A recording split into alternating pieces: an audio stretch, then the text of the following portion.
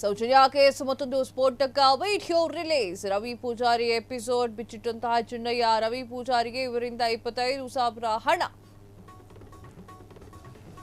Soujanya case ಮತ್ತೊಂದು ಸ್ಫೋಟಕ audio release. Ravi Pujari episode ಬಿಚ್ಚಿಟ್ಟಂತಹ ಚಿನ್ನಯ್ಯ. ರವಿ ಪೂಜಾರಿಗೆ ಅವರಿಂದ 25,000 ಹಣ. ಈ ದುಡ್ಡನ್ನ ಕಂಡಾಗ ರವಿ ಪೂಜಾರಿಗೆ ಎಳೆ ವಯಸ್ಸಿತ್ತು.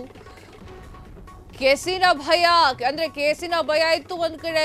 ಏನ್ ಮಾಡುವುದು ಗೊತ್ತಾಗ್ತಾ ಇಲ್ಲ. ರವಿ ಪೂಜಾರಿ ಆ ದುಡ್ಡನ್ನ ಸ್ವಲ್ಪ ಮನೆಗೆ ಕೊಟ್ಟಿದ್ದ. ಬಾಕಿ ಹಣದಲ್ಲಿ ಕುಡಿಯುವುದನ್ನ ರವಿ ಪೂಜಾರಿ ಮಾಡ್ತಾ ಇದ್ದ. ಒಮ್ಮೆ ಹಾಗೋ ಹೀಗೋ ಅನ್ಕೊಂಡು ನನಗೆ ಏನು ಗೊತ್ತು ಅಂತ ಹೇಳಿ ನನಗೆ ಕೇಳಿದ. ನಾನು ಕೇಳಿದೆ ನನಗೆ ಏನು ಗೊತ್ತು ಅಂತ. ನಿನಗೆ ಸೌಜನ್ಯ ಸಾವಿನ ಬಗ್ಗೆ ಗೊತ್ತಾ ಅಂತ ಕೇಳಿದ. ನನಗೆ ಗೊತ್ತಿಲ್ಲ ಮಾರಯ್ಯ, ನಿನ್ಗೆ ಗೊತ್ತಾ ಅಂತ ಕೇಳಿದೆ. ನಾನು ಹೇಳೋದಿಲ್ಲ ಅಂದ. ನಾನು ಮತ್ತೆ ಕೇಳಿದೆ. ಆಗ ಅವರು ವಿಚಾರವನ್ನ ಬಾಯ್ಬಿಟ್ಟ. ಕೇಳಿ ನನಗೆ ಭಯವಾಗೋಯ್ತು. ಆದ್ರೆ ಅವನು ಮಾತು ಹೇಗೆ ನಂಬೋದು ಅಂತ ಹೇಳಿ ಗೊಂದಲವೂ ಕೂಡ ಆಯ್ತು. ಅವತ್ತು ಸಂಜೆ ಮ್ಯಾನೇಜರ್ ಬಾಲಕೃಷ್ಣ, ರಾಜೇಶ್ ಬಂದ್ರು.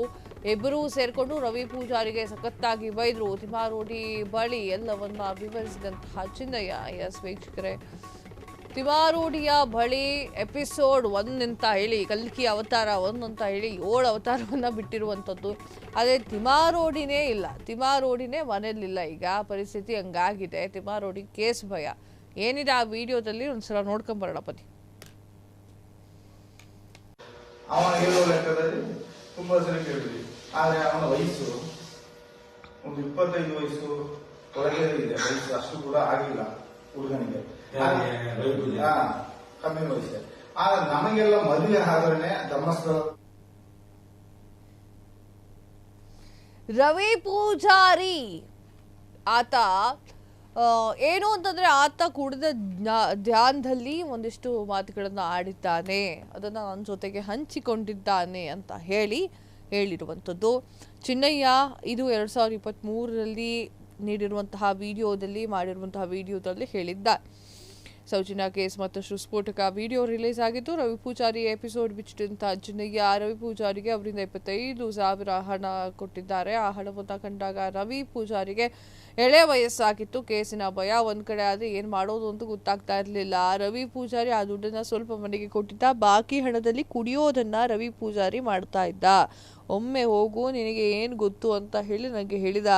ನಾನು ಹೇಳಿದೆ ನನಗೆ ಏನು ಗೊತ್ತಿಲ್ಲ ಅಂತ ಹೇಳಿ. ನನಗೆ ಸೌಜನ್ಯ ಸಾವಿನ ಬಗ್ಗೆ ಗೊತ್ತಾ ಅಂತ ಕೇಳಿದ. ನನಗೆ ಗೊತ್ತಿಲ್ಲ ಮಾರಯ್ಯ, ನಿನಗೆ ಗೊತ್ತಾ ಅಂತ ಹೇಳಿ ಕೇಳಿದ. ನಾನು ಹೇಳೋದಿಲ್ಲ ಅಂದ. ನಾನು ಮತ್ತೆ ಕೇಳಿದೆ. ಆಗ ಅವರ ಬಾಯಿ ಬಿಟ್ಟಿದ್ದ. ಕೇಳಿ ನನಗೆ ಭಯ ಆಯಿತು. ಆದರೆ ಅವರ ಮಾತು ಹೇಗೆ ನಂಬೋದು ಅಂತ ಹೇಳಿ ಗೊಂದಲ ಆಯಿತು. ಅವತ್ತು ಸಂಜೆ ಮ್ಯಾನೇಜರ್ ಬಾಲಕೃಷ್ಣ ಮತ್ತು ರಾಕೇಶ ಬಂದು ಬೈದ್ರು. ಅವರಿಬ್ಬರು ಸೇರ್ಕೊಂಡು ರವಿ ಪೂಜಾರಿಗೆ ಬೈದಿರುವಂಥದ್ದು ಅಂತ ಹೇಳಿ ಆ ಒಂದು ವಿಡಿಯೋದಲ್ಲಿ ಹಂಚಿಕೊಂಡಿದ್ದಾರೆ.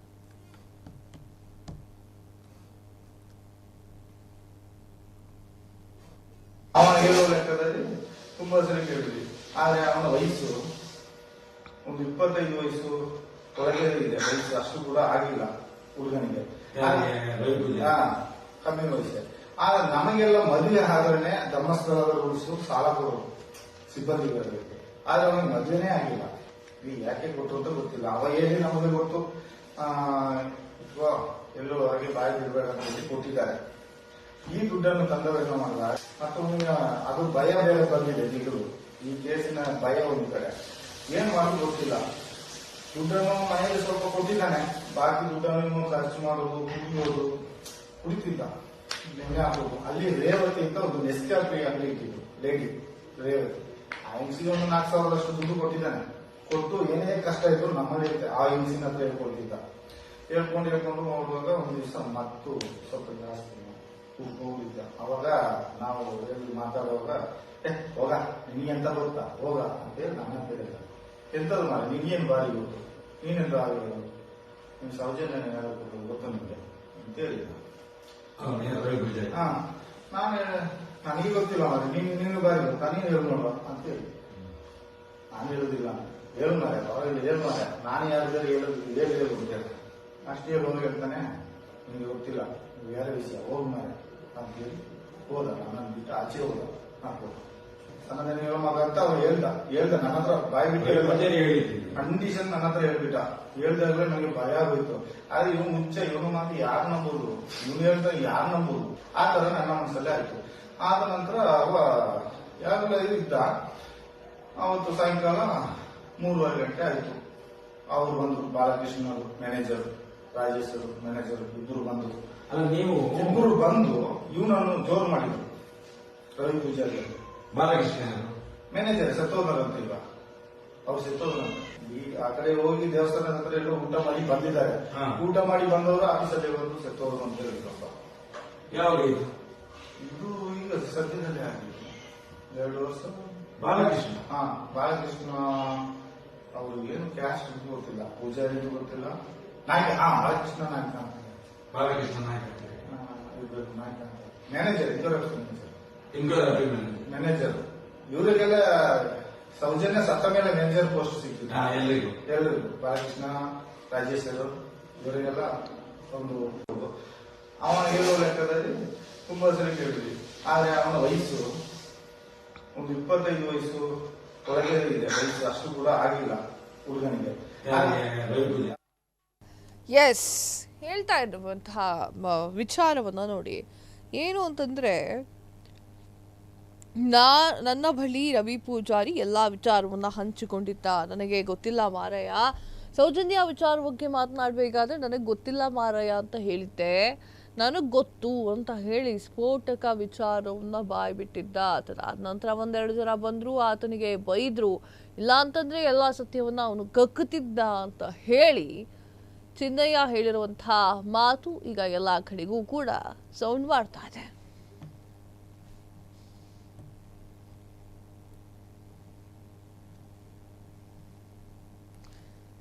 ಎಸ್ ವೀಕ್ಷಕರೇ, ತಿಮ್ಮಾರೋಡಿಯ ಬಳಿ ಎಲ್ಲಾ ವಿಚಾರವನ್ನ ಚಿನ್ನಯ್ಯ ಈ ರೀತಿಯಾಗಿ ಬಾಯ್ಬಿಟ್ಟಿದ್ದಾನೆ. ಇಬ್ಬರು ಸೇರಿಕೊಂಡು ರವಿ ಪೂಜಾರಿಗೆ ಸಖತ್ತಾಗಿಯೇ ಬೈದ್ರು. ಅವತ್ತು ಸಂಜೆ ಮ್ಯಾನೇಜರ್ ಬಾಲಕೃಷ್ಣ ಮತ್ತು ರಾಜೇಶ್ ಬಂದಿದ್ರು. ಅವರ ಮಾತು ಸಿಕ್ಕಾಪಟ್ಟೆ ಸೌಂಡನ್ನು ಮಾಡಿತ್ತು. ಆ ಒಂದು ಕಾರಣಕ್ಕೆ ಬಂದು ರವಿ ಪೂಜಾರಿಗೆ ಬೈದಿದ್ರು.